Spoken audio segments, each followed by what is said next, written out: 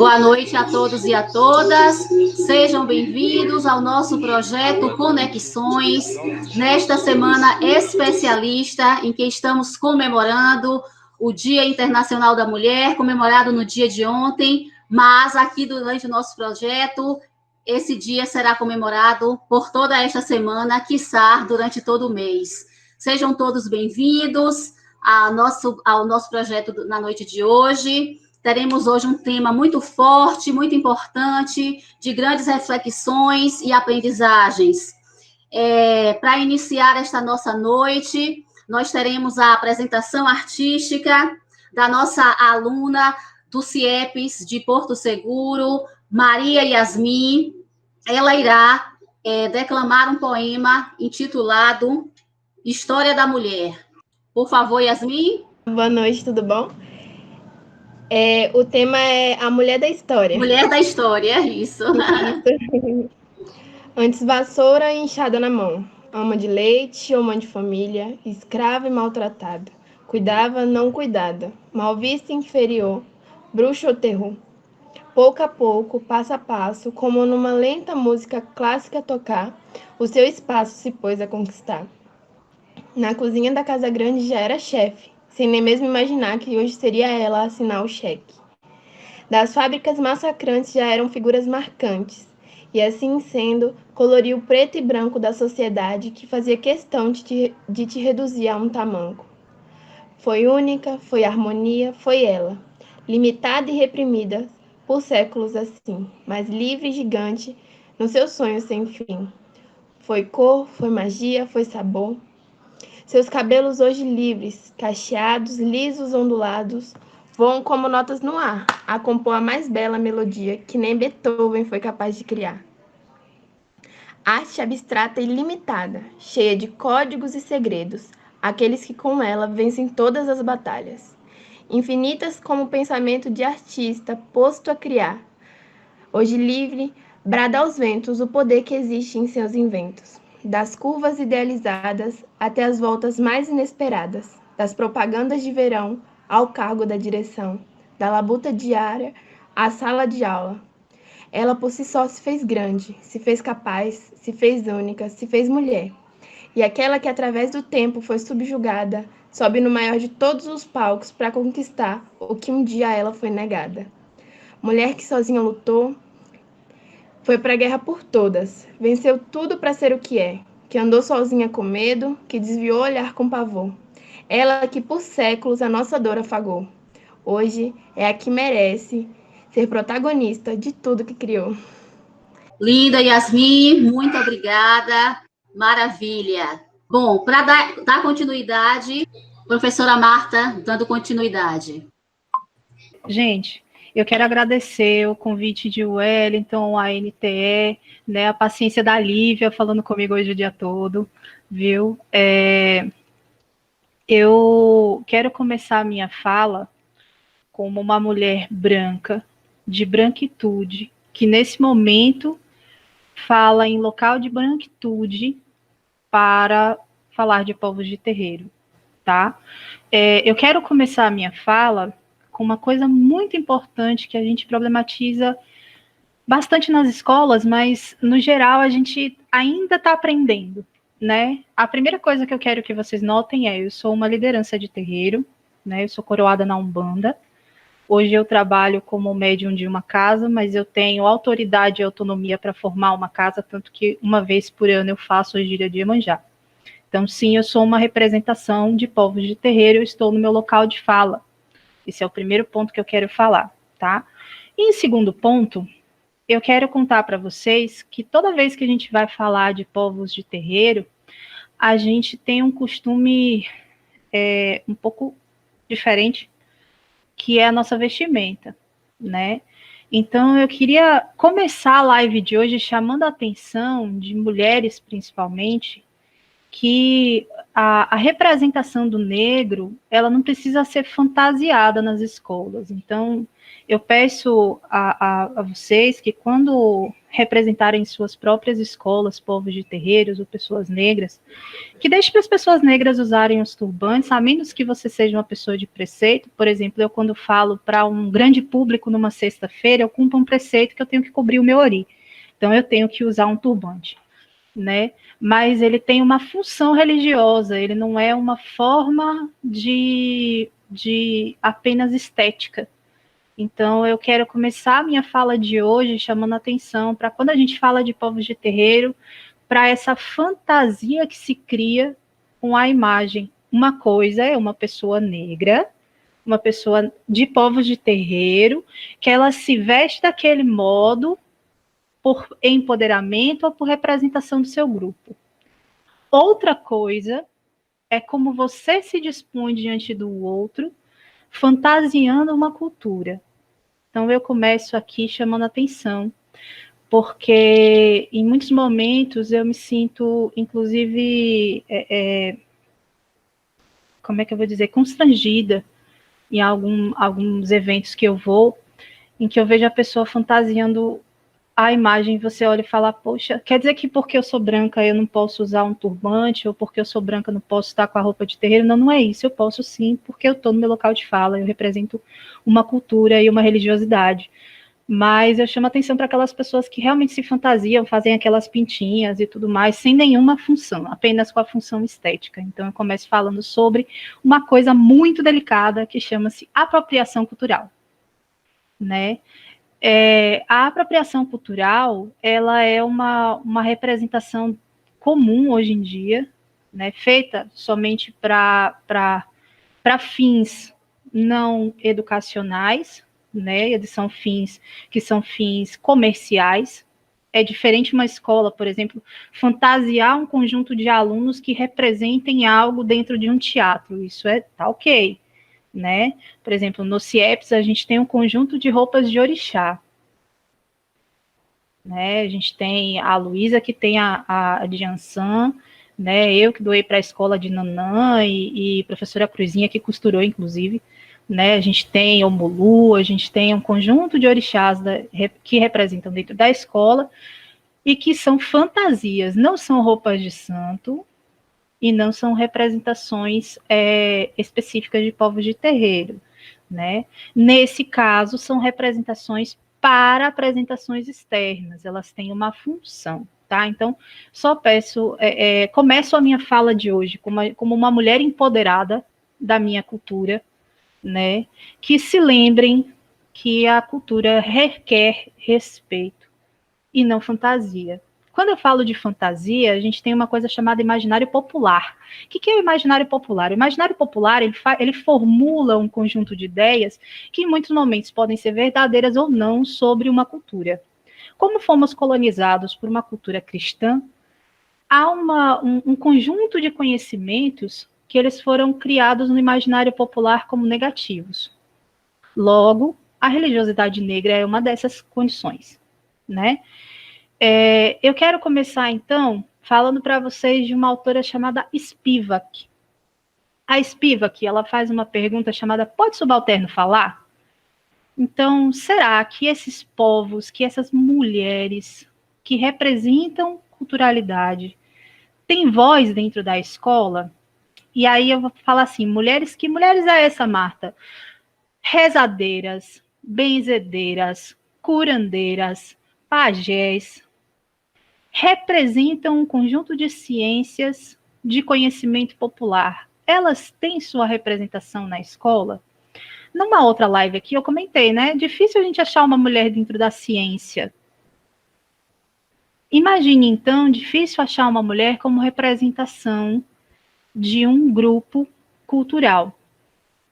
A menos que ele represente o feminino. Mas se ele representa o total, é muito difícil a gente pensar em uma. Eu penso automaticamente em uma menininha do Gantuá, né? Uma menininha do Gantuá, ela representa para a cultura negra um dos maiores símbolos de empoderamento de uma mulher líder que manteve o seu grupo unido, que se representa como líder e que se é reconhecida como alguém que preserva a cultura, né?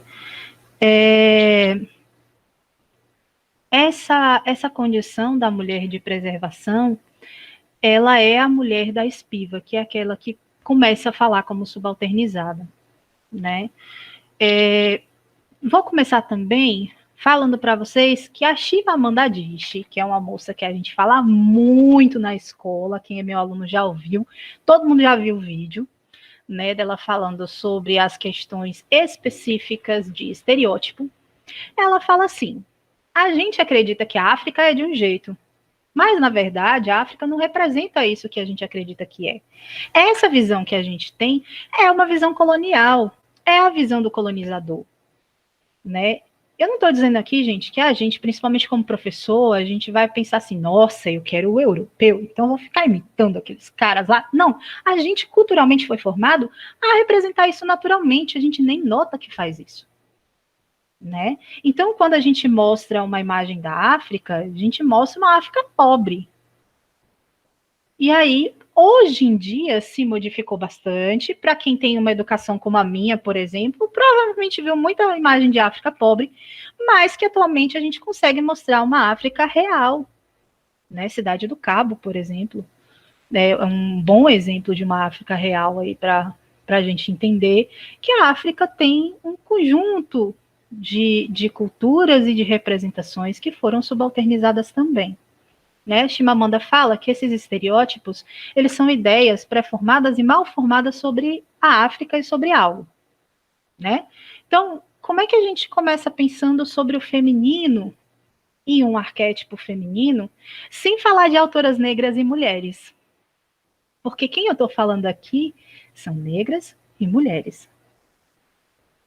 E cientistas, e estudiosas, e escritoras, e representações também desses arquétipos, que são arquétipos de povos de terreiros.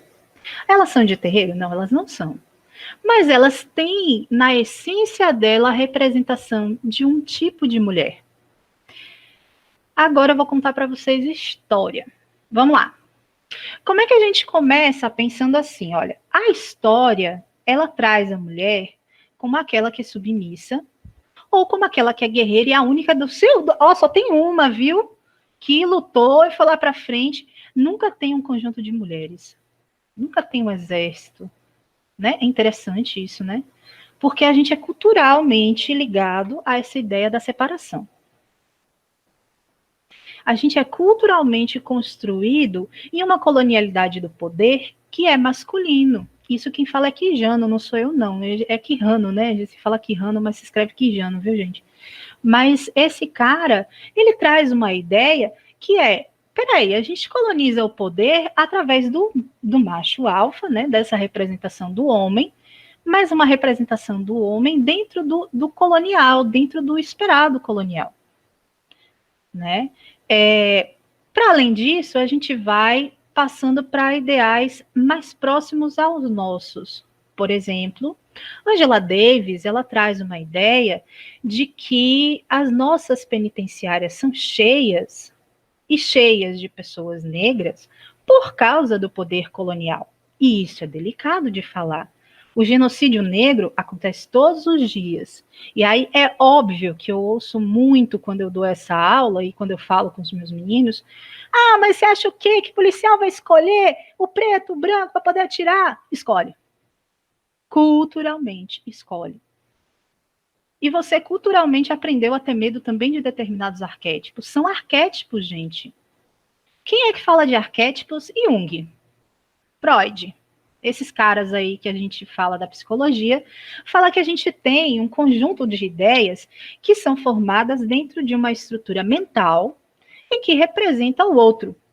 Eu, por exemplo, tenho o arquétipo de uma mulher de personalidade forte, né?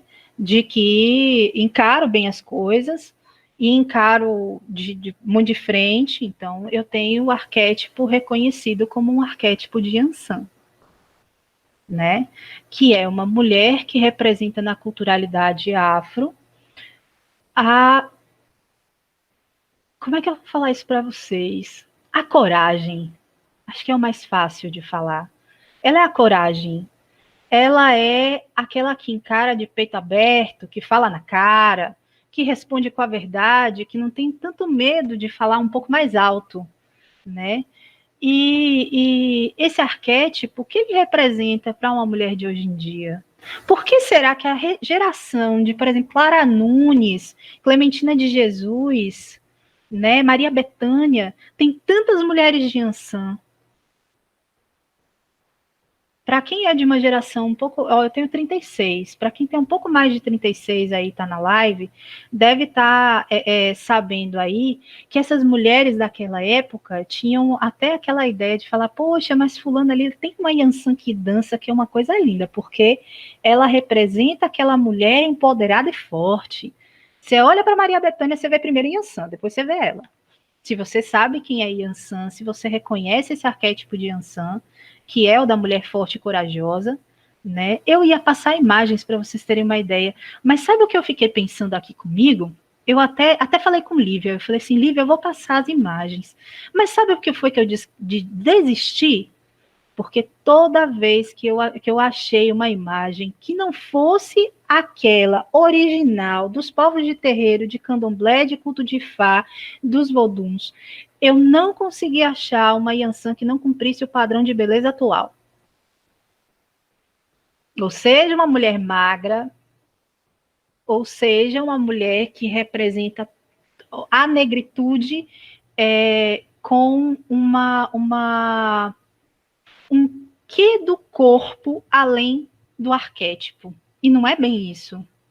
Por exemplo, a Iemanjá, que apareceu aqui, a Inaê, ela é mostrada com aquele corpão, né? A Iemanjá original, aquela que é realmente relativa aos povos de terreiro, ela é gorda e ela precisa ser assim porque ela tem orgulho de mostrar o peito que amamentou muito, inclusive Exu, que ela é mãe dele.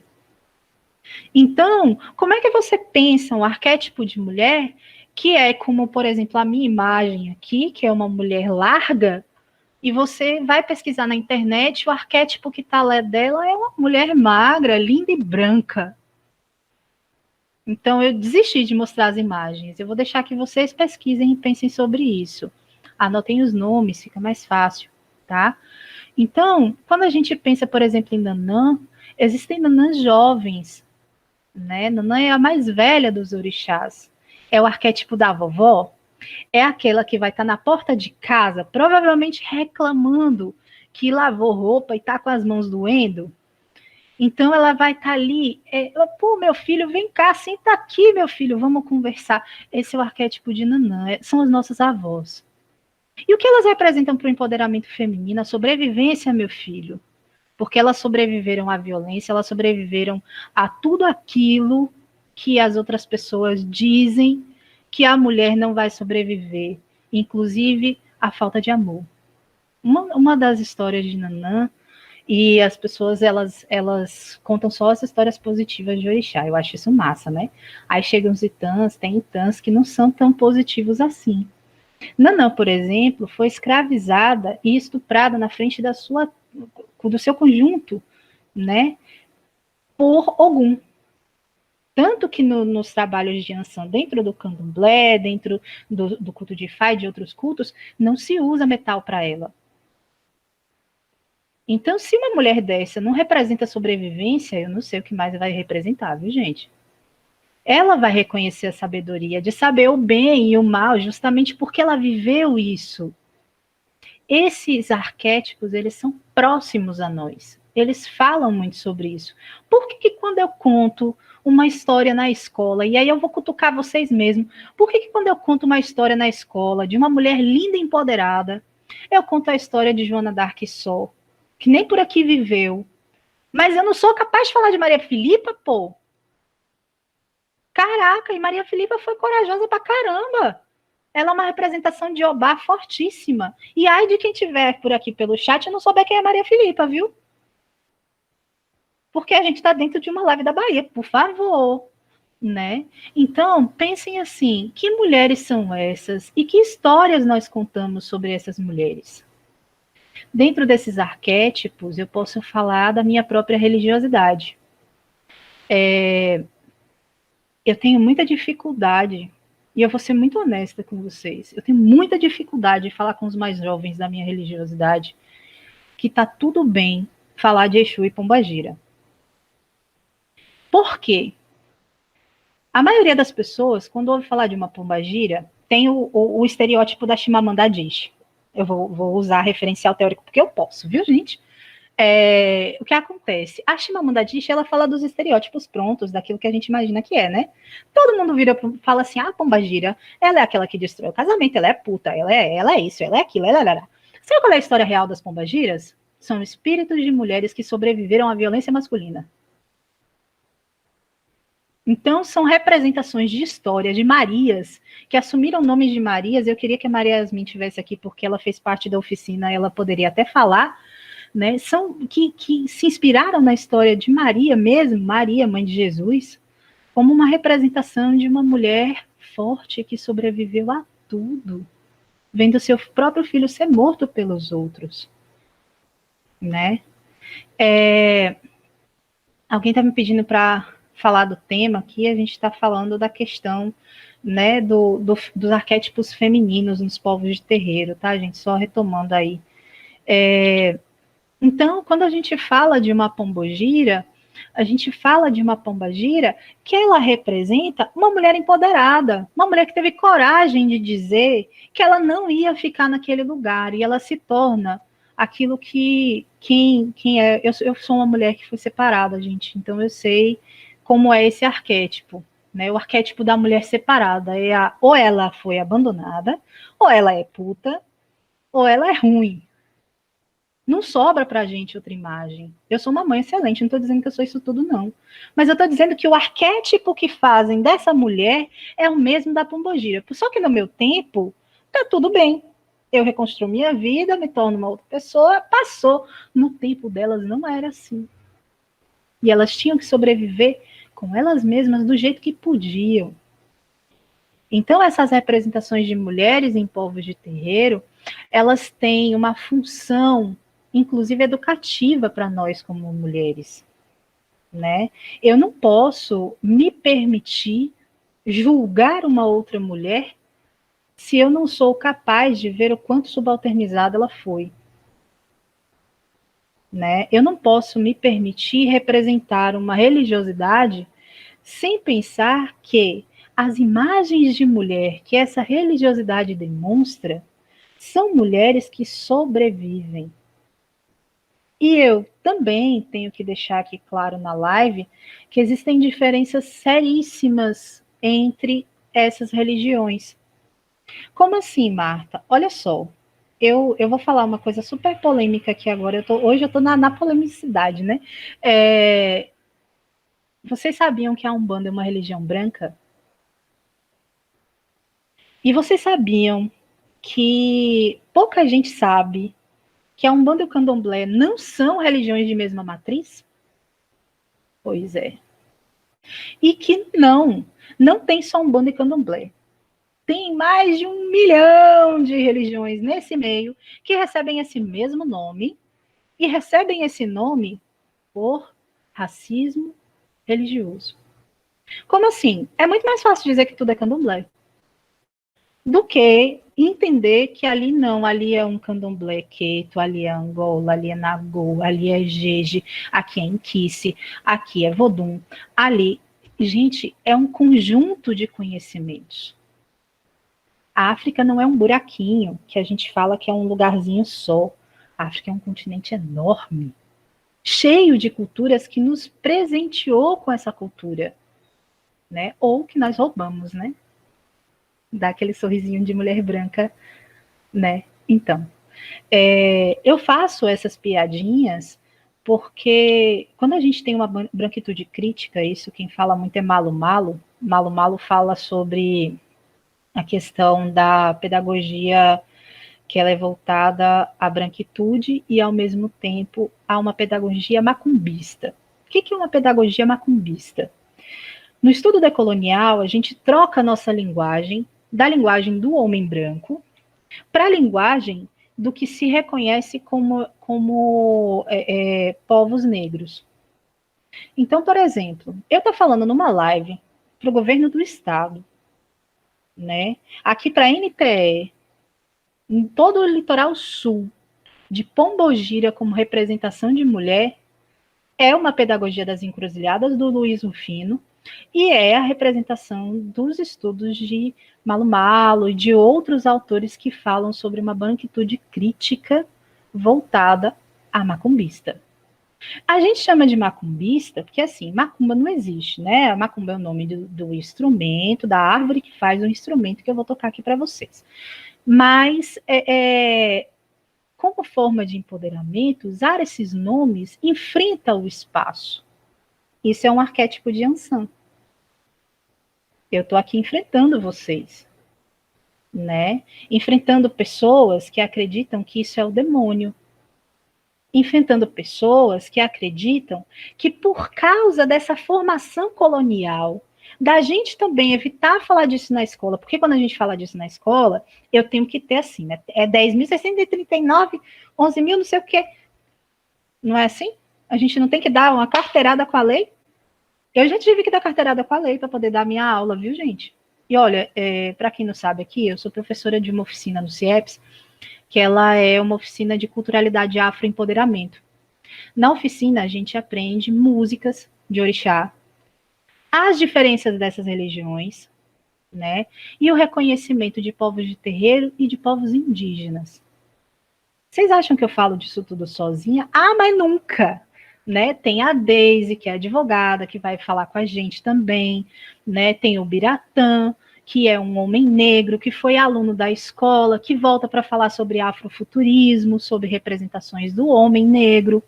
Tem representações de povos de terreiro, que vão falar para a gente. Tem principalmente alunado de povos de terreiro, que podem ser acolhidos na escola sem precisar cumprir todo aquele parâmetro. Por exemplo, eu guardo a sexta-feira, né? Então, eu guardo a sexta-feira, eu tenho que estar lá de branco, e depois das 6 horas eu também não faço um monte de coisa. Aí você fala, mas você não é adventista? Oh, já aconteceu sabadão de estar na escola, eu estar lá com a roupa toda do terreiro, gente, vocês não fazem ideia, um saião, lá meu turbante no meio da reunião, porque eu tenho que estar lá. Eu tenho direito a esse espaço, e eu preciso enfrentar esse espaço para ser respeitada como mulher. Porque é assim, gente, quando você é um homem, as pessoas até te olham, mas elas não têm coragem de falar nada. Mas quando você é mulher, as pessoas olham e elas têm o direito de dar opinião na sua vida. Então você tá gorda porque você come muito, você tá magra porque você não come, você tá triste porque você quer, né? E se você representa um povo de terreiro, você tá fazendo isso para chamar atenção. Entenderam, né? Então, essas representações dos arquétipos de mulher, elas têm jeitos diferentes. Por exemplo, Mãe Oxum é a mãe da geração. As histórias de Oxum são sempre muito lindas, né? Sobre como ela rege o rio, né? Todo mundo conhece a história de Mamãe Oxum na cachoeira, né? Das músicas, principalmente das músicas populares brasileiras. Quando a gente entra no arquétipo de Mãe Oxum profundo, Mãe Oxum representa a beleza, né? É um pouco diferente de Mãe Iemanjá, que também representa a beleza pela questão da Mãe Sereia e tudo mais, da Iemanjá jovem também, mas a Oxum, ela tem o ouro, ela tem a representação da riqueza, e as pessoas de Oxum, elas têm naturalmente o queixinho levantado, elas conversam assim com você. Já viu aquela pessoa que fala baixo? Ela não gosta muito que as pessoas falem alto. Ela usa o pescoço para conversar. Ela não gosta muito que as coisas tapem o rosto dela. E quando ela dá uma opinião, eu espero que você ouça. Então ela muda a função dela para representar aquilo. E isso é natural. Ninguém vira para ela e fala, olha, você é de Oxum, você vai agir assim. Não, ela nasceu assim, né?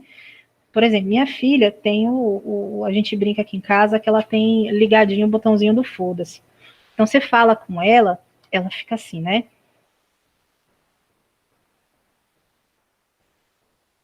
Se for do interesse dela, ela te responde. Isso é característico de Mãe Oxum. Ela ainda é muito nova para isso, mas é característico de Mãe Oxum. Você vai conversando com ela, tá, e olha pro celular. Né? A Mãe Oxum, ela é dona desse espaço, ela não precisa, de nada além da própria beleza de si mesma para isso.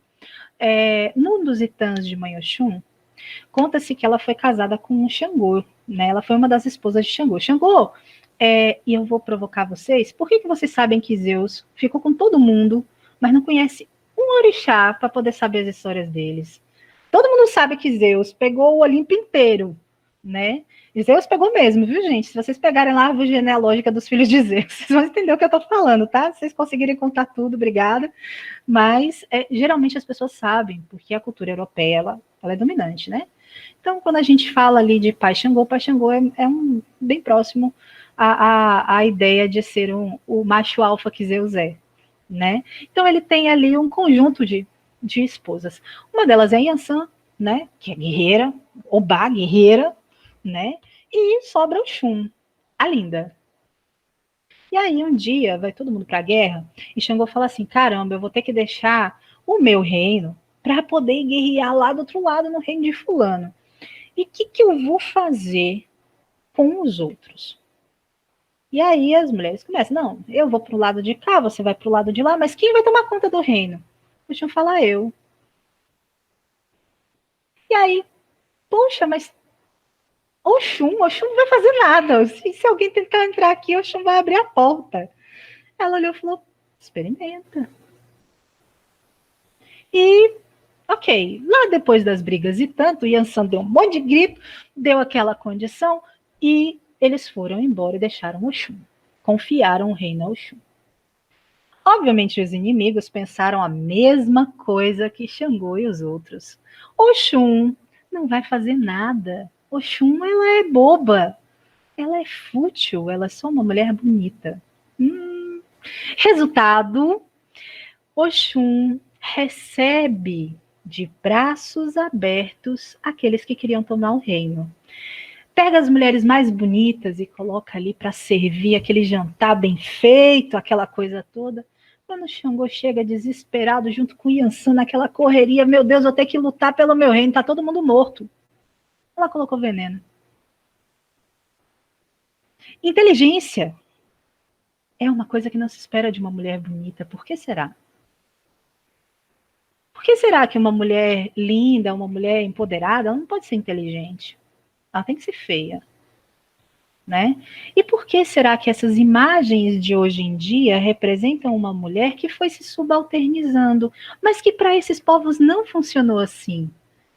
Então, contar essas histórias dentro das escolas, contar essas histórias como forma de representação, representa o que para nós mulheres? Número 1, eu faço uma pergunta para vocês. Será que nosso alunado negro, menina, se sente representada nas histórias que a gente conta? Tá. Número 2. Será que o nosso alunado, que é de povos de terreiro, se sente representado quando tem alguma história de povos de terreiro? Por exemplo, esses itãs que eu estou contando para vocês são itãs que eu tenho livros que contam esses itãs. Não são historinhas que eu criei para deixar bonitinho. Outro problema que a gente tem hoje em dia é só o Pai Google de Aruanda, porque o Pai Google de Aruanda sabe tudo, a gente vai lá no Google, pergunta e cola qualquer coisa e fala cada besteira.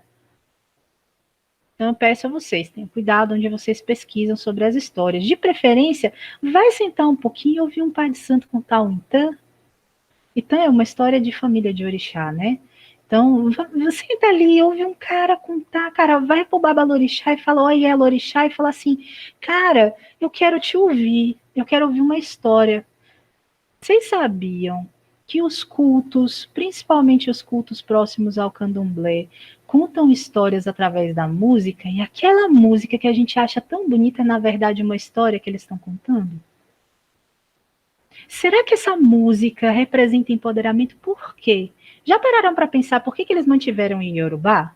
Que a gente da Umbanda canta tudo em português, tá, gente?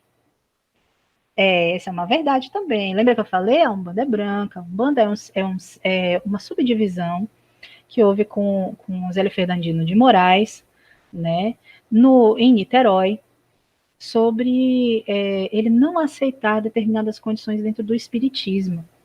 Então, a Umbanda, ela traz os arquétipos brasileiros, ou seja, a construção da imagem do que se representa como brasileiro, boiadeiro, marinheiro, né, os imigrantes, o malandro, né, as mulheres.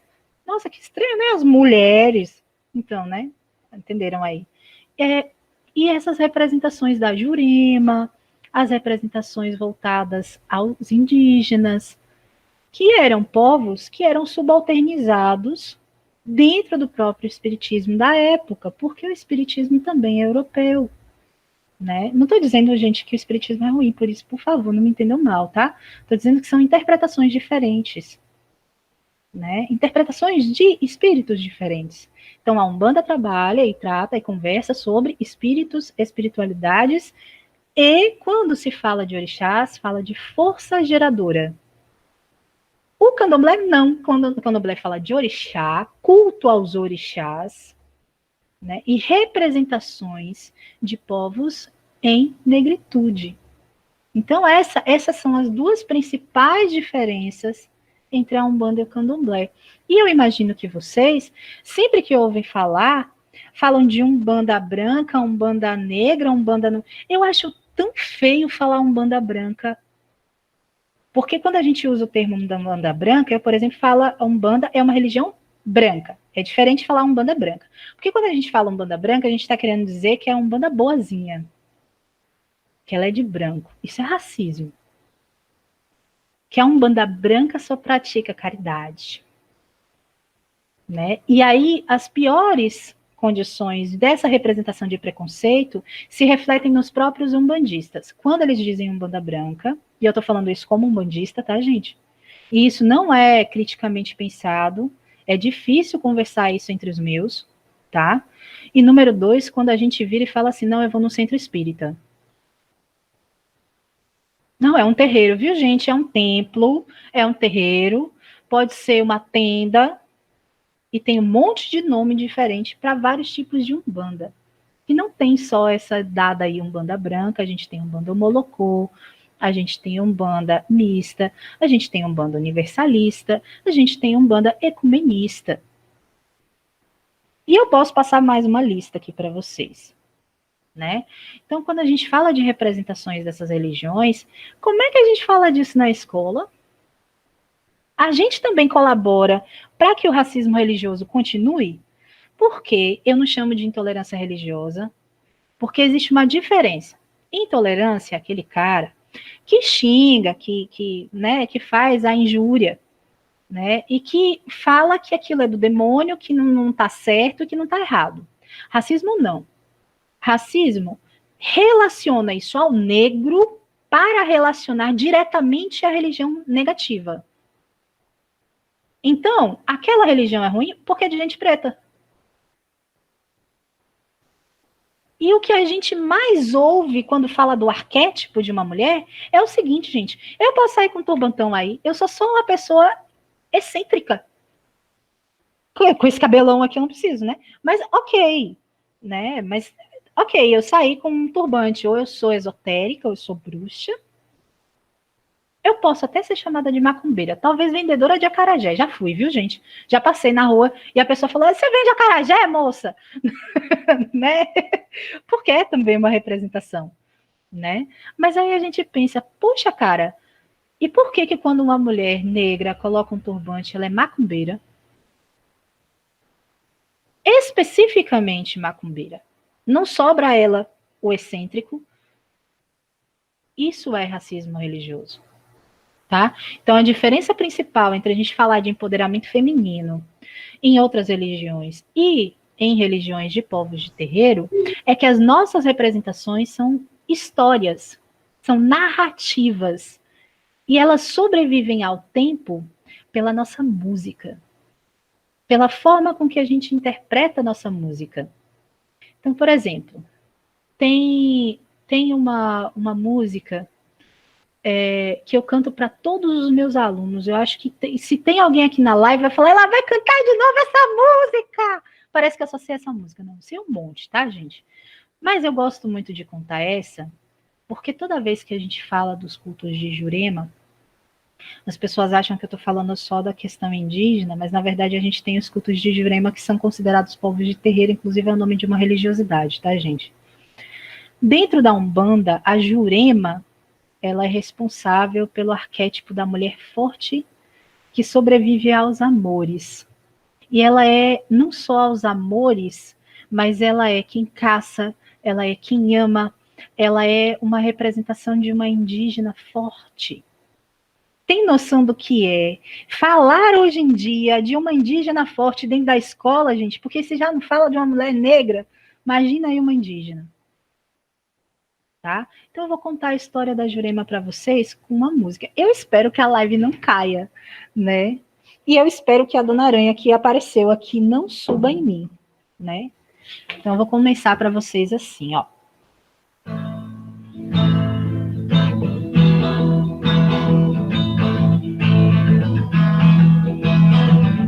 Essa história começou assim. Todos queriam seu coração.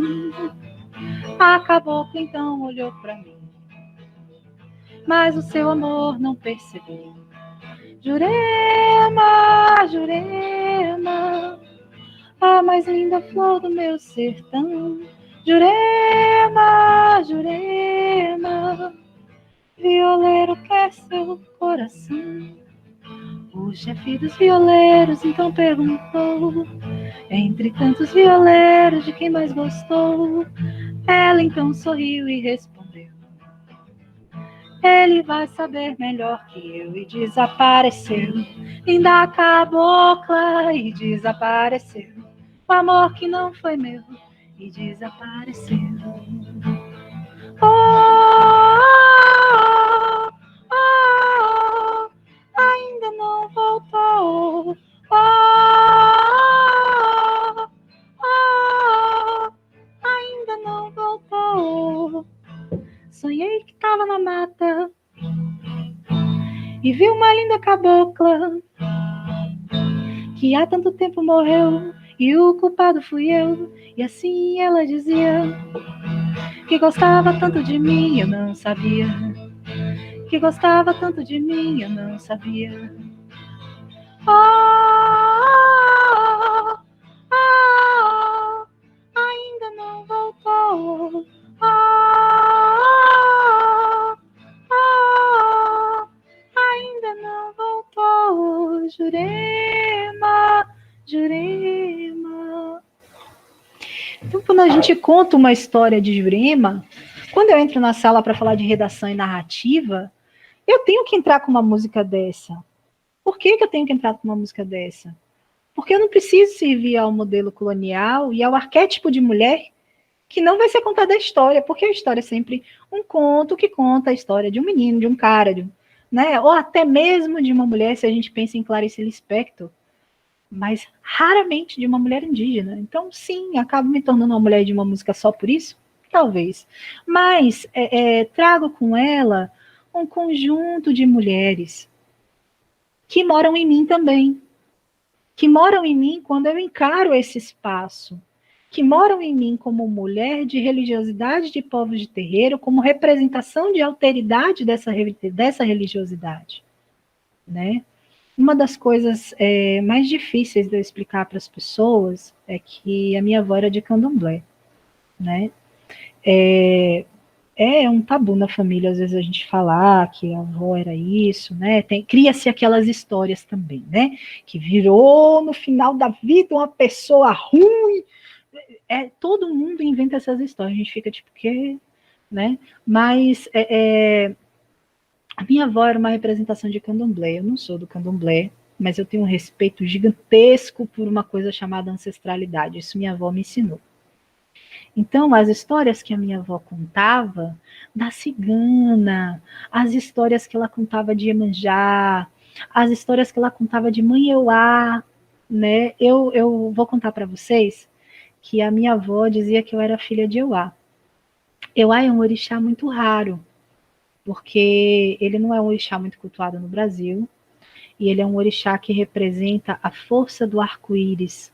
Aqui no Brasil, nas histórias, nas lendas, ele vai representar a cobra grande. né? Ela é irmã de Oxumaré, que é uma representação também de cobra, né?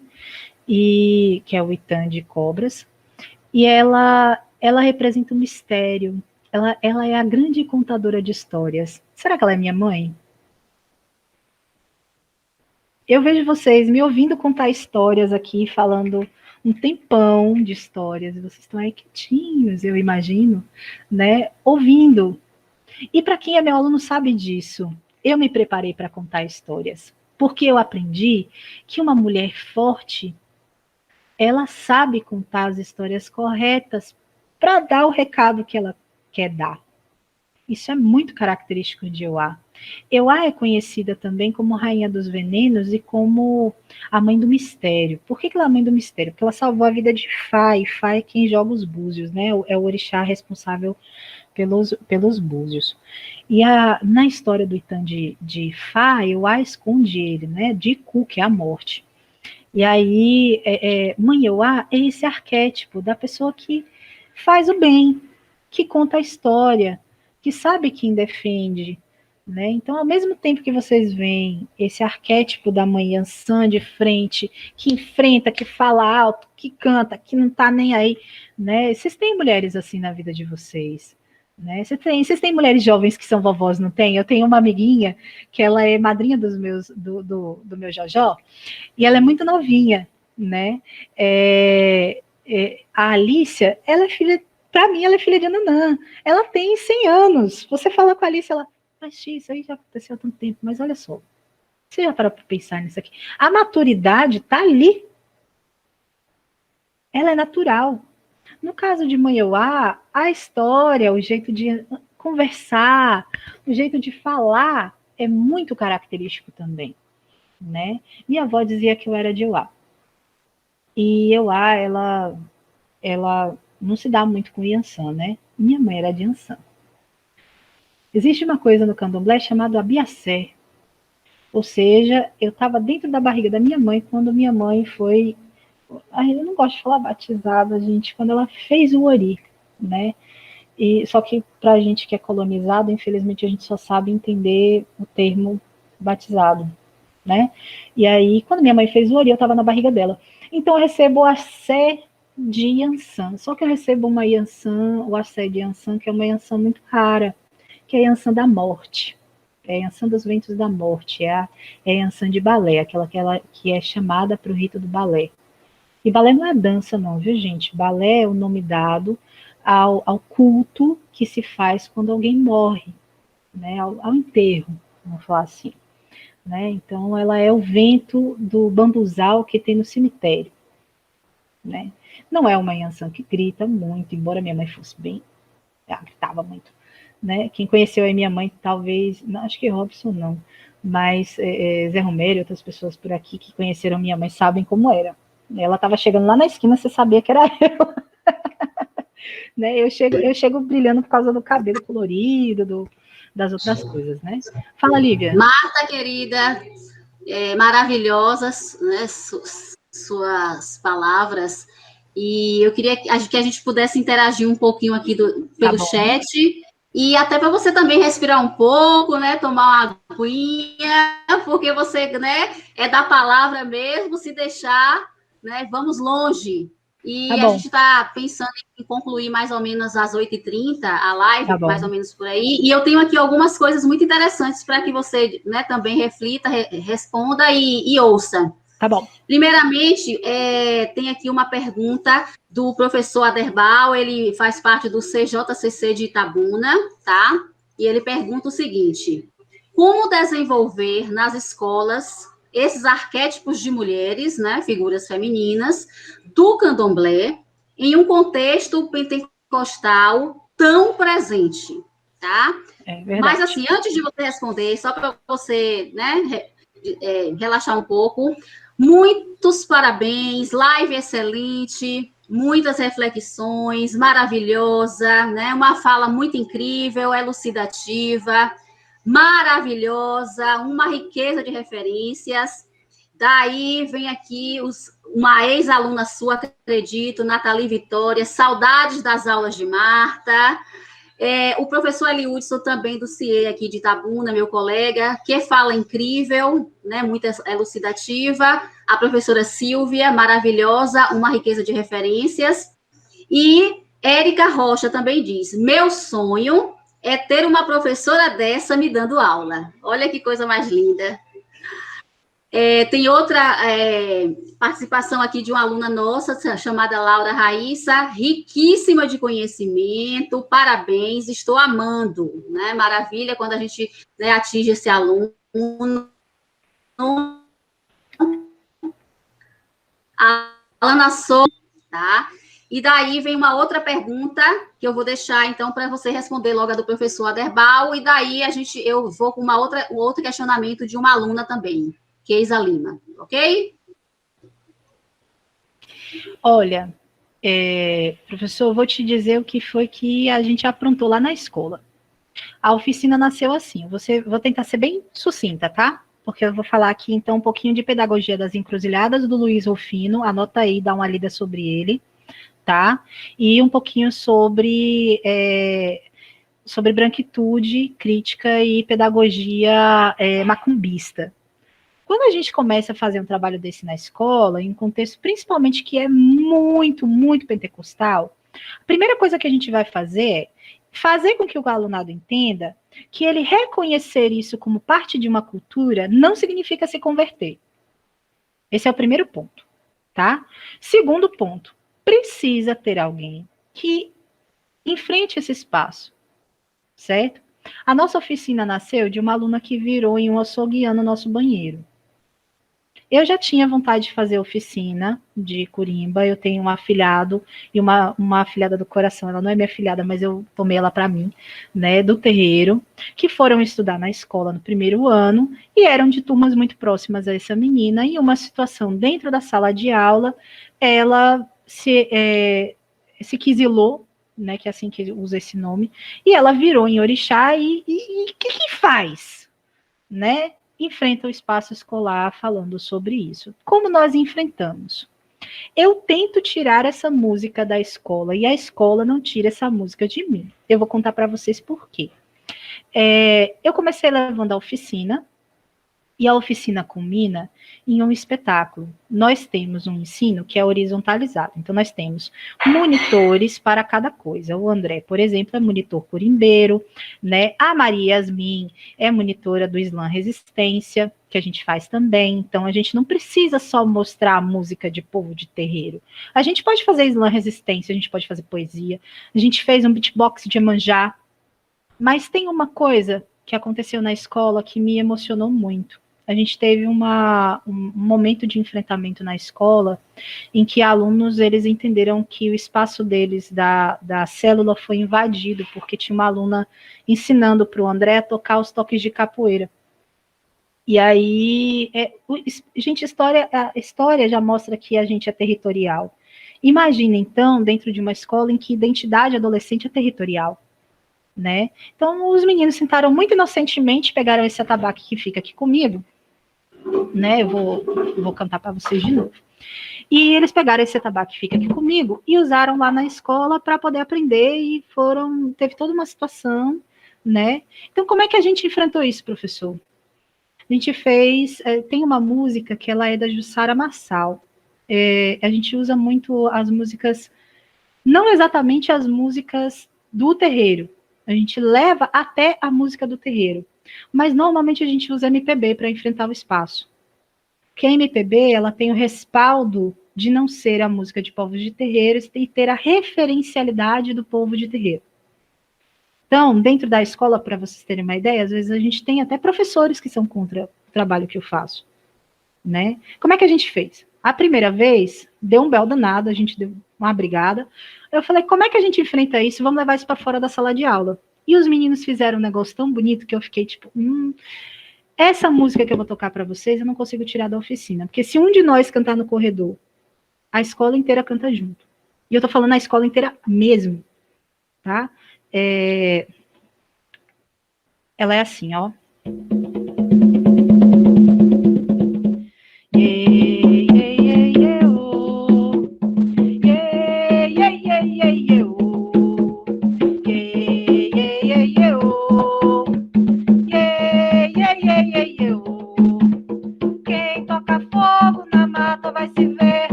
Deus é protetor lá das matas virgens, dos animais, das tribos de lá. Vocês têm noção de que o que é tocar isso dentro da escola e o grupo inteiro sair para cantar? Em casa, eu falo até em casa, porque eu vejo a escola como uma parte da minha casa, da minha vida. A gente começa a falar, yeah, yeah, yeah, yeah, oh. Tem outro lá longe que vai responder, entende? E quando a gente fala de mulher, né? Quando a gente fala de mulher especificamente, tem outra que todo mundo canta quietinho e acha lindo, né? Que é assim, ó. E também é música popular brasileira.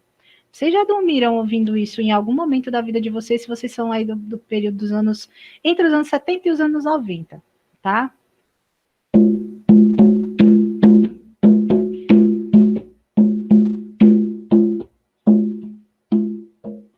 Sou de nana,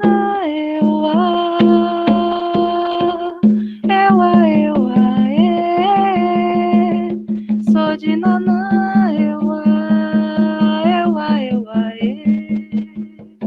sou de nana, sou de nana, olha o empoderamento, ó. Fui chamado de cordeiro, mas não sou cordeiro, não. Prefere ficar calada que falar e levar, não. O meu silêncio é uma singela oração, a minha santa de fé.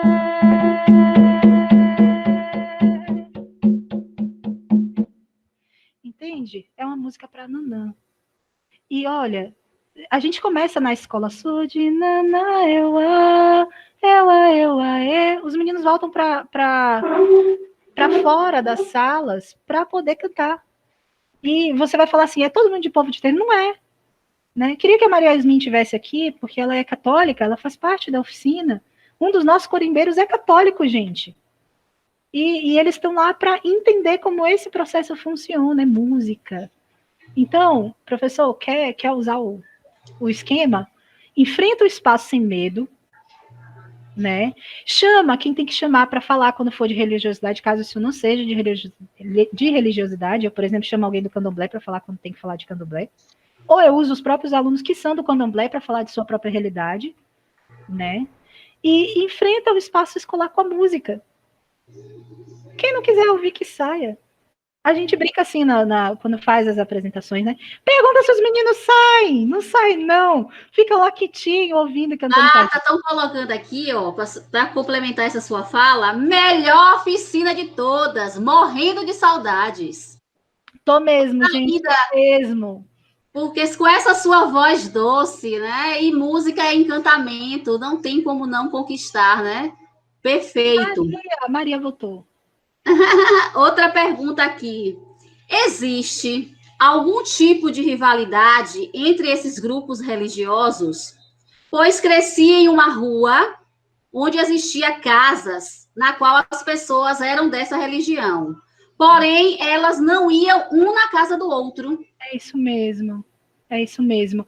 É porque essas religiosidades, elas têm... Na verdade, vou arrumar minha fala para a gente falar direitinho. Toda religiosidade tem rivalidade. Todas. Porque nós queremos formar nossa identidade através da nossa alteridade. Ou seja, da diferença que a gente tem diante do outro. Então, é muito comum que uma casa e que outra tenha costumes diferentes. E desses costumes, fundamentos religiosos diferentes. Isso acontece igual no cristianismo. Nem vem que é a mesma coisa. Aí, lógico que aqui, gente, por favor, não estou dizendo que é a mesma religiosidade, tá? Estou dizendo que o processo sociológico e antropológico é muito parecido, de identidade principalmente. Eu estou usando aqui Schopenhauer, tá, gente? Só para vocês entenderem. E aí, o que acontece? E um pouquinho de Deleuze, né? Quando a gente pensa nesses dois povos que são diferentes, é lógico que eles vão falar, olha, a gente não se fala porque aquele ali faz uma coisa que é diferente da outra. Outra coisa que a gente enfrenta na oficina. Por que a gente vai separar se a gente pode unir? A minha casa faz desse jeito, a sua casa faz desse jeito, é assim na sua casa também, da sua família, viu, gente? Então, sim, às vezes acontece desses povos serem rivais, mas não significa que essa rivalidade ela seja uma rivalidade negativa, ela só é uma rivalidade comum entre muitos. E se vocês pararem para pensar aí na galera que é cristã, também tem, viu, gente? Ah, porque a minha igreja tem não sei o quê, a sua igreja faz não sei o que lá. Ah, tem. Ok, tem outra pergunta aqui, querida. Tem mais um elogio, né? O jeito que ela se entrega de verdade para a palestra é encantador. E a professora Silvia pergunta o seguinte: existem variações dentro de um mesmo arquétipo? Vários Muitas. tipos de Oxum, vários tipos de Yansan? E eu quero complementar com a pergunta de Kelly Piana, porque eu acho que você pode responder junto. Como que a gente sabe se é filho de algum orixá? Como que funciona isso? É uma pergunta curiosa, né? Interessante. Tá, vamos lá. Essas são perguntas que a gente faz na oficina também, já de propósito, sabe? Na oficina, sabe o que a gente faz? A gente faz um quadro, e no quadro a gente abre os deuses de tudo que a gente lembra. Romano, grego, né, e tudo mais. E eu vou mostrando para os meninos que a gente muito nada sabe sobre os brasileiros. Então, se eu perguntar para vocês aqui qual é o arquétipo de uma Jurema, que é uma representação indígena, vocês sabem hoje porque ouviram a gente conversar, mas não sabiam. Normalmente não, né? Como é que a gente sabe qual é o nosso orixá? Quem tem autorização para fazer isso é um babalorixá, uma iolorixá, né? Que você se sinta seguro em perguntar para. Ele vai tirar os búzios, existe um fundamento para que isso existe, para que isso funcione. Agora, deixa eu contar para vocês uma coisa. Saber quem é seu orixá pode ser até muito bonito, mas é uma responsabilidade muito grande. Para as religiosidades de povos de terreiro, principalmente se a gente fala de africanidade, é muito bonita essa história de se descobrir de um orixá, porque a gente morre como pessoa para fazer o nosso ori, né? Que foi o que minha avó fez comigo quando eu era criança, para nascer para o orixá. Ou seja, para ser na Terra o arquétipo que ele é e a representação do bem que ele é e representa. Então é uma coisa seríssima, né? É lógico que, como cultura, reconhecer o orixá é uma coisa bonita, né? Mas como religiosidade é uma coisa muito séria, tá? Então esse é o primeiro ponto. Segundo ponto, pode reconhecer como tem variação. Tem variação sim. Por exemplo, tem um monte de tipo de Ansan, um monte de tipo de Oxum. São chamadas qualidades. Tem misturas de orixás também. Então, por exemplo, no meu caso, eu sou filha de Airá, com Euá, né? E porque eu quis ler quando criança, quem foi à minha frente foi Exu. Vocês me veem aí fazendo a carinha, porque Exu é um orixá, e eu não estou falando Exu entidade, eu estou falando Exu orixá, que representa a comunicação. Ninguém fala sobre isso, sobre ele, né? Só fala coisa estranha. Exu é a comunicação, Exu é o caminho. Então, quando eu descubro quem são esses orixás, eu não tive necessariamente uma escolha, foi uma condição. Vou contar para vocês minha história, como é que eu soube. Minha mãe estava benzendo a casa, minha mãe era de Umbanda, né? Ela não se dizia uma pessoa de Umbanda, ela se dizia católica por causa do racismo religioso. E ela estava incorporada com vovó Cambinda, fazendo lá a defumação da casa. Eu olhei para um canto da casa e eu vi a coisa mais linda da minha vida, chama-se Omolu. É um homem coberto de palha e ele dançava e eu fui dançar com ele. Disse as histórias voltadas ao candomblé, que era a religiosidade da minha avó, que eu virei. A gente chama de virar. Né? Eu tinha 4 anos. Né? Então eu fui dançar como Lu. Quem dança como Lu Então, 2 travadinhas. Voltou? Quem dança como Lu é Yansan. Só que no meu caso, a esposa de Omulu é o A. E eu já era essa mocinha assim, toda meiga. Então, uma das coisas que você pode fazer, quer saber quem é seu orixá? Esteja dentro dessa religiosidade para respeitá-la também. Mas leia sobre as histórias de orixá, se reconheça. Quando a gente vê o horóscopo, a gente também se reconhece nesse horóscopo. Né? São arquétipos. E outra, como o outro vê a gente, não é como a gente vê a gente. Eu fico indignada que as pessoas me veem de Ansan, e eu fico, né? Atualmente, eu tirei os búzios, né? Tal, eu sei que atualmente quem vai à minha frente é Ansan, realmente. Uma Yansan, inclusive, rara. A Yansan que me rege é uma Yansan que carrega a cabeça dos mortos, né? Então, ela é um enfrentamento. Tudo bem, tá tudo bem, né? Porque isso se modifica também com o tempo. É por isso que eu fiz esse comentário, tá? Até os 21 anos se define, às vezes não, às vezes criança se define sim, né? Tem uma fundamentação para o Babalorixá, para o Pai de Santo, para a Mãe de Santo, fazer a definição de como é isso, inclusive para o seu equilíbrio e para o seu bem. Tá? Mas como história, você pode dar uma pesquisada nos arquétipos, colocar o arquétipo de Ansan. Tem uma série no YouTube chamada Orixás da Bahia, né? Que ela tem os arquétipos. Quem é o filho de Xangô, por exemplo? Eu que tenho Xangô no meu ori, eu sou sempre a barrigudinha, aquela que senta na ponta da mesa, que gosta de falar, entendeu? Então é bem isso mesmo. Muito bom. Maria Yasmin quer fazer uma pergunta. Eu acredito que aqui ao vivo, abrindo o microfone. Fala, Maria. Pode falar, Maria. Sim, eu estava esperando a oportunidade. Então, a professora Marta, ela ensinou a gente pelo menos para mim, sobre o local de fala. É uma coisa muito importante, principalmente na oficina dela. Porque a oficina, como ela disse, não é só ela que dá. Tem os monitores e cada monitor tem seu local de fala. E é legal que isso, ela proporciona pra gente o protagonismo estudantil, né? Que é uma coisa muito importante na nossa escola. Eu queria que ela falasse um pouquinho aqui como é o sistema dela, dessa questão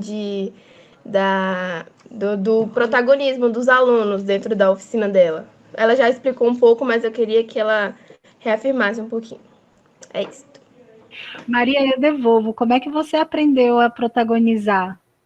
Porque Maria não queria cantar, a história é essa, tá?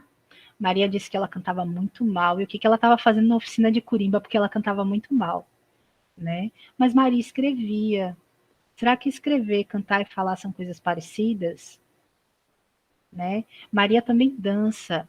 Ela não gosta de dizer que ela dança, mas Maria também dança. Né? Maria também consegue entender que existem habilidades e competências de Pernod. Maria também sabe dizer que Maria Montessori, que ela adora Maria Montessori, né? Que Maria Montessori fala sobre autonomia. Essa autonomia é dada para o aluno para que ele escolha dentro de um conjunto de ideias. Eu não chego lá e falo assim, olha, a oficina vai funcionar esse trimestre com esse tema e a gente vai fazer isso. Então, Maria vai fazer a dança, fulano vai... Não, eu não faço isso. Gente, vem cá, isso é uma decisão política dessa oficina.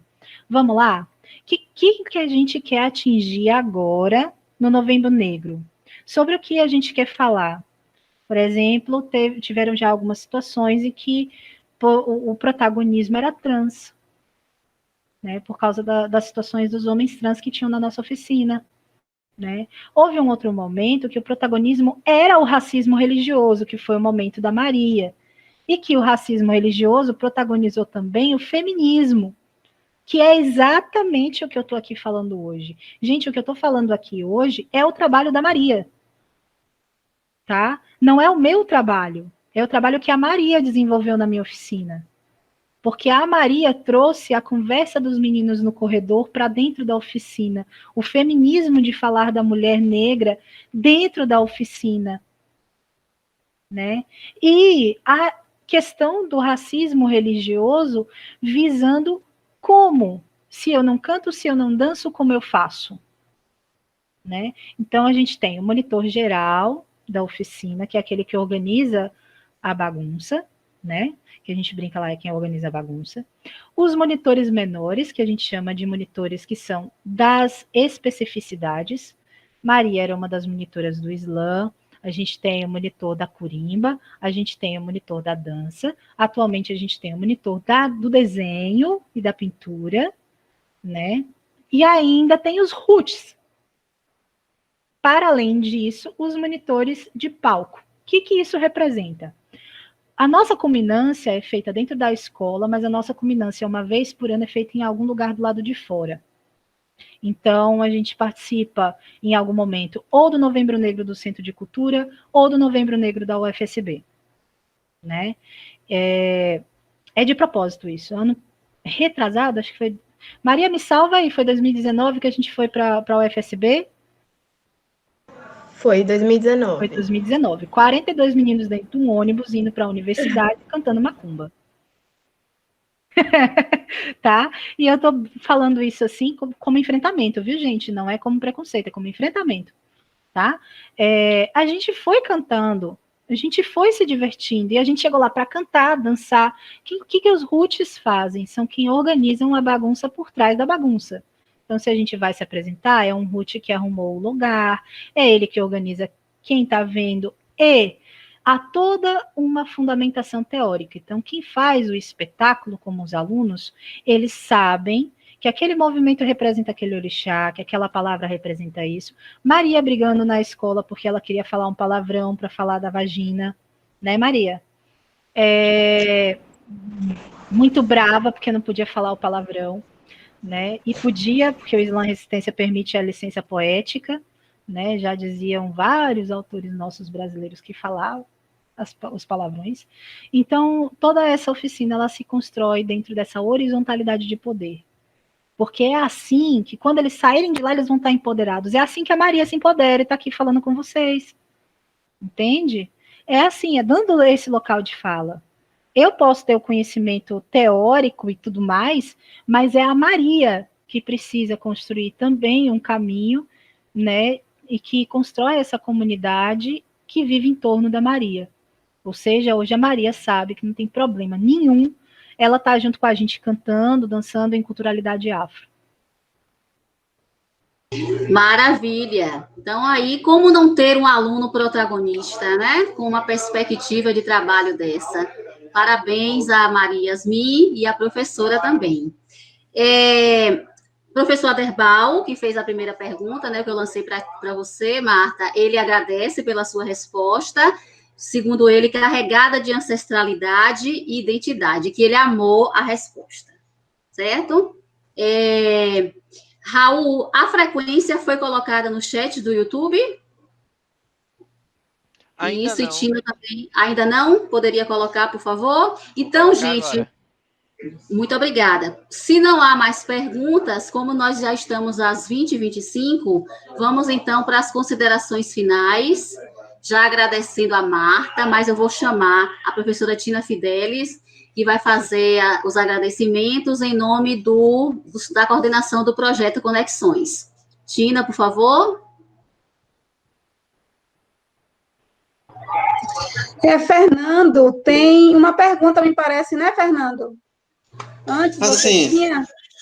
Pronto, então, Fernando. Desculpe. Rapidinho, Marta, parabéns a você pelas suas inspirações e também pelo seu profundo conhecimento, pela sua conexão com a ancestralidade. Quando se fala em arquétipos, nós estamos nos conectando. Assim, é um comentário, né? Por que é tão difícil nós nos conectarmos com a nossa ancestralidade e também quando a gente percebe outras manifestações culturais, não somente religiosas, né, que muitas vezes são vistas como questões típicas, né, ou um folclore no sentido pejorativo, e na verdade são rituais, né, e manifestações muito profundas da essência humana, né, da historicidade, etc. Então, assim, como que se coloca essa resistência? Eu vejo isso também como... Você falou do racismo e o capitalismo, eu tenho falado isso muito, inclusive eu falava muito isso sobre a questão da promoção da igualdade racial. O capitalismo ele é construído sobre o racismo. Não é possível o capitalismo ter se erguido se não fosse sobre a sociedade patriarcal, colonial. Então, eu vejo nessas manifestações também, nessa religiosidade, na cultura, também um sinal de resistência contra a opressão. Se você puder abordar um pouco isso, acho que para os nossos professores e estudantes é a Angela fundamental. Davis fala bastante sobre isso, né? Deixa eu só achar uma moça aqui que ela é maravilhosa. Deixa eu ver aqui, magia. Todos magia e rizoma. Já te digo. Mas a Angela Davis, ela fala bastante sobre essa questão de como se constrói mesmo, né, o capitalismo em torno, né, dessa construção real e triste, né, de inferiorização das culturas negras, né. Quando a gente pensa, tem um texto chamado Matar a Magia, né, ele fala sobre, se eu achar aqui, eu já te posto aqui do lado, Fernando, mas esse texto ele fala muito, muito sobre qual é a importância da gente desvalorizar o negro para que ele sirva ao sistema capitalista. Desvalorizar a própria cultura para que ele sirva ao sistema capitalista.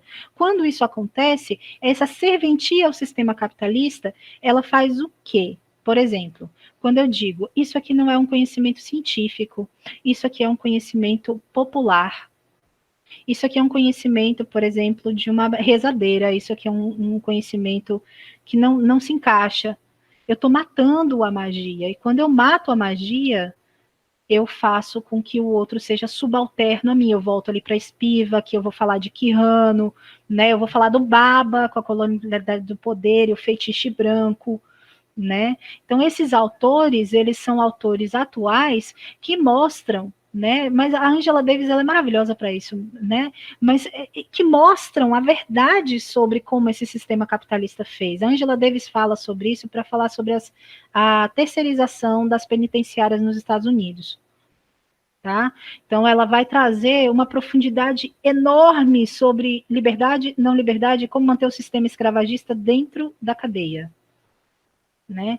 Quanto mais eu digo que esse grupo é inferiorizado, eu posso usar a Frantz Fanon, por exemplo, para falar das máscaras brancas, né? Pele negra, máscara branca, ou seja, aquela pessoa que se encaixa dentro do padrão do branco. E a nossa escola, ela faz isso, é um conjunto de violências simbólicas dentro do ritual escolar, e a gente está falando de Norbert Elias, a gente está falando de Bourdieu, né? Que trazem um conjunto de violências simbólicas para que esse menino vista essa máscara branca de Fanon. Né? Então, quando o sistema capitalista fala, se você tiver o cabelo crespo, moça, você não vai conseguir emprego, né? Se você tiver vestida com a roupa curta, você não consegue isso. Se você tiver essa aparência, você é fútil. Eu nunca ouvi isso porque eu sou uma mulher branca. É triste, né? Mas eu vi alunas minhas ouvindo isso de pessoas próximas, eu vi alunas ouvindo isso de colegas e de professores e de pessoas de fora de trabalho, que falam, não, se ela não se adequar, né, tem que tirar esse black. Então, isso servia a um sistema capitalista que minimiza a sua existência. Por mais que a gente fale hoje em dia em empoderamento através do cabelo, da presença da mulher, da maquiagem, eu posso usar um batom vermelho. Eu estou trabalhando de batom vermelho, né? Mas nem toda mulher pode fazer isso, porque senão ela é desfrutável, né? Então, esse local de fala que a Maria e Yasmin traz aqui, nessa conversa, para nós, professores, será que a gente reflete essas violências simbólicas? Será que a gente também faz parte desse sistema capitalista de dizer assim, olha, meu filho, se você não estudar, se você não tiver a ciência do seu lado, você não vai ser ninguém. E aí, toda vez que eu vou me reportar como líder religiosa, ou como representação de povos de terreiro, ou como ativista de povos de terreiro que sou, a minha postura tem que condizer com as leituras que eu tenho. Então, de nada adianta, Fernando, eu trazer para você um conjunto de ideias e que eles não sejam de mulheres e homens negros, contra o colonialismo. Não quer dizer que eu tenho que abandonar o Bourdieu, não quer dizer que eu tenho que deixar meu Deleuze, não quer dizer que eu tenho que deixar os outros caras. E o meu alunado tem que saber disso, tá? Para mais que isso, Maria Yasmin, por favor, abra sua câmera e fale para ele. A gente conhece o que nas nossas aulas de redação? Dá para fazer redação sem ter referencial teórico? Por quê, Maria? Abre aí o microfone. Porque não tem como, porque o referencial teórico serve para apoiar as ideias que a gente já sabe, né? Só que nada é verificado, não, nada é comprovado se não tiver a ciência, né? Mas nada isso também é uma forma de matar a magia. Porque eu mato as ideias da Maria se eu não ensinar ela a usar o referencial teórico em prol do que ela pensa. E não em prol do que eu penso que é certo. Maria, tu levou para mim Montessori para falar de quê, Maria? Você lembra? O método Montessori? É. Para falar sobre o método de avaliação. Foi. E a gente falou isso para falar sobre como estrelas na Terra, não foi? Foi. Além disso, você também apresentou um trabalho para mim sobre o quê? Quando a gente falou das baianas do acarajé, você apresentou a identidade cultural do cuscuz, não foi? O cuscuz foi a apropriação cultural do cuscuz, não, foi a gourmetização do cuscuz. Foi. Isso. E quando você falou de gourmetização, você lembra quais eram os autores? Você não vai lembrar de cabeça um monte, mas você lembra algum? Que eu lembro que o Alex que fez a parte do referencial com você, não foi? Foi, dos referenciais. Uhum. Né? Mas vocês notam a profundidade, entendeu, Fernando? É levar isso para eles. Entende? Não é a gente só trazer. Eu trago o referencial teórico, eu dou de presente, a gente pode ter essa conversa. Por exemplo, Maria, para que serve a nota? Para avaliar. Como assim? Você acredita nisso? Hoje não, mas eu já fui muito dependente da nota. Minha principal meta era conseguir a nota no final do mês, porque para mim eu tinha necessidade de ser avaliada para saber que eu aprendi. Hoje, depois das aulas da Marta, eu descobri que tudo que eu aprendi vai muito mais além das notas que eu recebo no final do mês. Até porque a gente tem trabalhado isso desde o início, né, tia Marta? Desde o primeiro ano, essa questão da avaliação e da meritocracia dentro da escola e tudo mais. Isso. E quando a gente pensa nisso, a gente está falando de Perrenot, a gente está falando de Bourdieu, a gente está falando de Norbert Elias com o ritual escolar. São coisas que ela estudou na minha aula de redação. Entende a diferença? Eu não estou usando o que eu penso para ela tem que pensar. Assim a gente enfrenta, Fernando, o sistema capitalista, inverte. A gente tem uma necessidade de poder, um ego, isso quem fala é Bell Hooks. Bell Hooks fala que a gente tem um ego na sala de aula, que a gente precisa ser sempre o dono, sempre, é um ego, é um negócio, faz parte do nosso eros, inclusive, que dá um prazer da porra a gente sentir esse negócio aí, né, que é o poder, né, mas dividir o poder também pode ser muito bom, e pode ser uma boa forma de enfrentar o sistema. O espírito do Conexões é exatamente esse, né, e eu vou, então, passar a palavra para a Tina, depois Robson vai dar uma palavrinha a respeito dessa nova proposta do Conexões, que a gente fez hoje esse teste através do YouTube e do Meet, né, para tentar reverter alguns probleminhas que ocorreram na live de ontem, e logo depois eu passo para a Marta para fazer as considerações finais, ok? A gente só tem a agradecer, hein? Marta, que maravilha! Desconstrução de muita coisa, eu mesma aprendi, já estou aqui, ó, buscando na internet, várias referências que você deu, já fui aqui abrindo, né? Excelente, já estou curiosa por saber mais sobre essa oficina. Acho que vários professores que estão aqui presentes querem saber mais. Você começou aí, falou um pouco a partir da pergunta de Aderbaldo, que Fernando também, né, trouxe como pergunta, mas a gente está muito curioso. Então, os elogios aqui são muitos. Agradeço a você, a Lívia, como mediadora, Robson, que trouxe essa nova, né? Esse novo canal aqui, porque ontem a gente teve problemas de pessoas entrando e falando coisas, então aqui hoje a gente não teve problema nenhum. E Conexões é isso, né? É também buscar o estudante para uma interação, como você fez, é muito bacana, e é isso que a gente quer, tá? Muito obrigada a todos vocês. Passo a palavra agora a Robson, e eu acho que é isso que é o bacana, né? A gente promover um projeto como esse, trazer todos os nossos estudantes dos complexos, os professores também aqui conectados, e a gente fazer essa troca, né? Olha que bacana, né? Cada um trazendo o seu projeto e a gente curioso por saber mais sobre a proposta do outro. Muito bacana. Obrigada, hein? Boa noite. Fantástico. Eu estou fã de carteirinha de Marta. O aluno diz assim, a aluna Érica diz assim, eu queria ter uma professora dessa comigo, que eu acho que ela é de Itabuna, não sei. Vai ter, Marta, Conexões é para isso.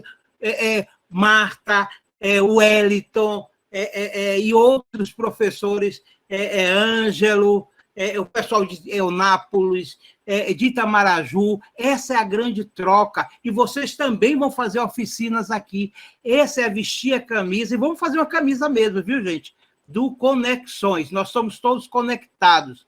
Então, para amanhã, convidem seus colegas, organizem-se e venham, mesmo porque essa atividade Conexões, a partir da semana que vem, e já está valendo, nós vamos estar valendo frequência e valendo atividade pedagógica, né? Então, a partir daí, vão surgir novos temas, novas oficinas, pintura, vão ser várias atividades que vocês vão se organizar a partir dessa fala, ou simplesmente uma expressão a partir dessa fala maravilhosa de Marta, que nos remete a uma reflexão, não importa o seu culto, não importa a sua religião, mas ser, né? Eu acho que visitar os nossos arquétipos, que aí podemos ter muito, e nos encontrar e dizer assim, eu sou esta pessoa e vou me colocar no mundo desta forma,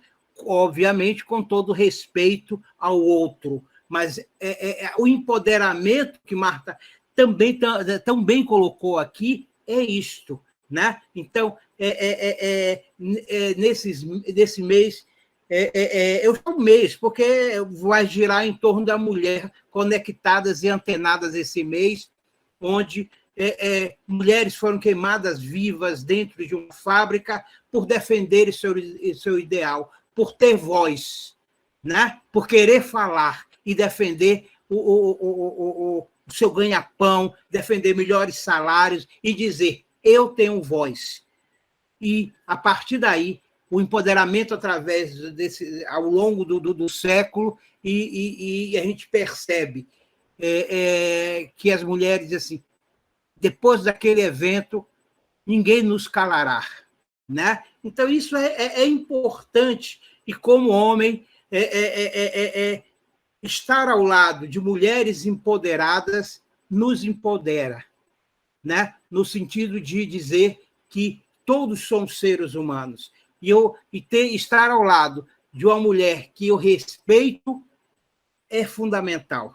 E que eu sinto orgulho que, ao falar, ao se posicionar, ao viver o olho do namorado, da namorada, pode ser, não tem problema, brilha, ao ver o outro brilhar. Eu acho que é isso, Marta, quando os arquétipos se encontram, é uma outra fala.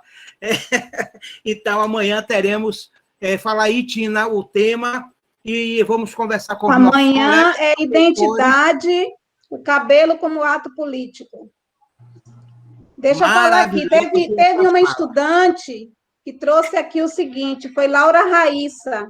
A live de hoje me lembrou a Estação dos Saberes do professor Rafael do CIEI, chamada Sinais do Sagrado. Falas muito respeitosa e muito envolvente, inclusive com muitas saudades. E ele trazia toda uma discussão, né, a respeito da religiosidade. E agradecer, Lívia, você, excelente, né, toda elegante, né, fina, né, maravilhosa, teve todo um cuidado com Marta, antecedente a essa live, né? Muito obrigada, viu? Olha o arquétipo, eu estava assistindo uma série no Netflix sobre casamentos indianos, né? Todo aquele arquétipo, maravilhoso aquela série. Aí eu vi Lívia hoje, toda bonita, meio colorida, digo, olha, é o arquétipo da indiana aqui. Beijo no coração, até amanhã. Passo a palavra para a Lívia. Lívia vai passar a palavra para a Marta, né, Lívia? Lívia, você. Eu agradeço imensamente, é um prazer sempre contribuir, dizer que Marta realmente desconstruiu, né, nos fez enxergar essa temática com outros olhos, e é como ela me mandou um vídeo, né, de Chimamanda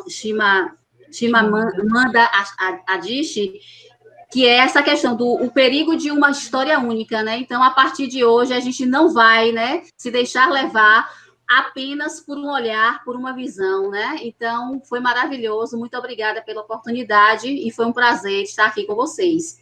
E amanhã, né, só forçando, teremos a voz que vem do corpo, que inclusive Marta até já finalizou falando um pouco, né, sobre essa questão do cabelo, né? Então, identidade, o cabelo como ato político. Então, boa noite, obrigada, Marta, passo as palavras para as suas considerações finais e até amanhã. Obrigada. Maria Yasmin, obrigado, brilhou aqui, viu? Marta.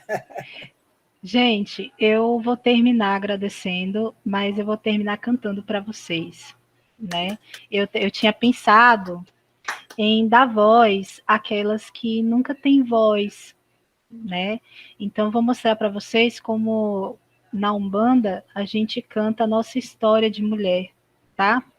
E aí, me perdoem se for triste para vocês, mas é que a nossa história como mulher é triste também, tá? A sua licença. Laroie Pomogira. Laroie Exu.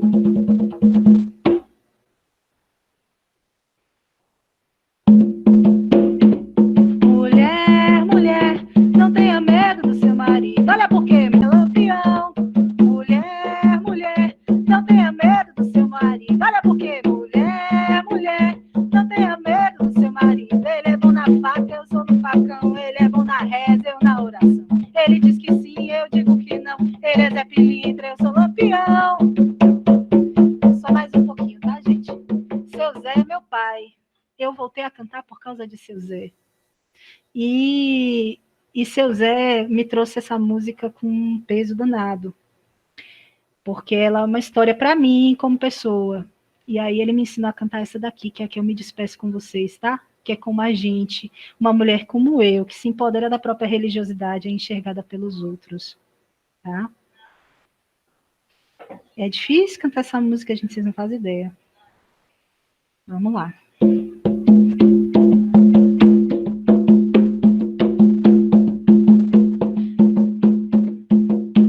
Padre rezava e o fogo acompanhava. Quanto mais o fogo ardia, ela dava gargalhada. Padre rezava e o povo acompanhava. Quanto mais o fogo ardia, ela dava gargalhada. Foi condenada pela lei da Inquisição para ser queimada viva sexta-feira da paixão. Foi condenada pela lei da Inquisição para ser queimada viva sexta-feira da paixão. Padre rezava e o povo acompanhava. Quanto mais o fogo ardia, ela dava gargalhada. Tá dado o recado? A gente vai continuar sendo bruxa. Tchau, gente.